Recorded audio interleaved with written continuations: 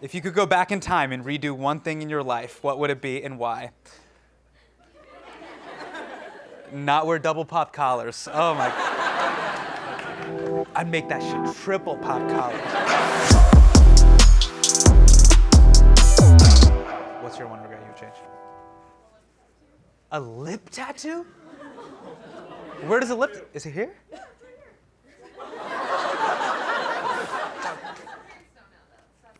I mean, you're only on camera right now. You don't fucked up. They don't know? They don't know, but you know what? If you're gonna hide the tattoo. That's a great place to hide it. Okay, what's your worst, weirdest encounter in the subway? If not, NYC. I think everyone has a crazy subway story. Just one? I mean, multiple, right? This was the one where I was like, all right, I got to get out of the city. So we live in Hell's Kitchen, right? And one night I'm walking home, and we used to live across this like very popular wine bar, and I was walking. It's like 2:00 in the morning. I'm walking back home. I look across the street, and there was just this beautiful woman in this flowing dress, just puking in the bushes. Like, just like the yin and yang of New York, just beauty and horror all at once. It's the Big Apple. Only people in New York get that, by the way. Everyone else is like, why would she be in a gown puking? And everyone else is just like, yeah, it's Tuesday. And I was new to the city, so I look and I'm like, what's going on? And people were just walking by. Like, it was just like white headphones, like, hey man, not my problem. I'm like, all right, man, like, just Cinderella is having an exorcism over here. Someone help her, please. And they're like, oh man, I can't. I'm listening to a podcast about podcasts. I have no time.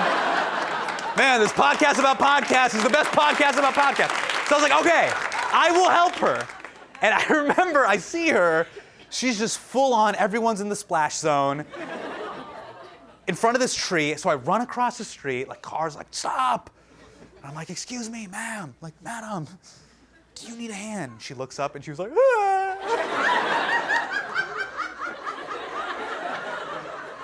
you my Uber driver? And I'm just like, why don't I listen to more podcasts? All right, if you could say anything to Draymond Green without Draymond trying to fight you, what would it be? OR. You know what I'd tell him, straight up? I'd be like, if you weren't on the Warriors, you wouldn't be in the league. It's true. It is true. These are facts. How do you choose your topics? How do we choose? I mean, oh yeah, do you really want to know? Yeah. Okay, so we have a senior news team. They are like journalists, former journalists. They collect a bunch of stories. We'll have a pitch meeting. They'll come into the pitch meeting. They'll go, I have this idea. What do you think? I'll have an idea. I'll be like, I think we should talk about this, or we should talk about that.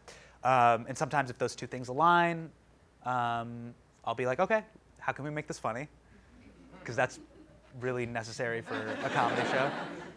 Not necessarily this episode, but no. But if is it significant or important, or do we have a piece of something that's new that people haven't seen before, or do we have a take that needs to be added, or just something like I had no idea that existed?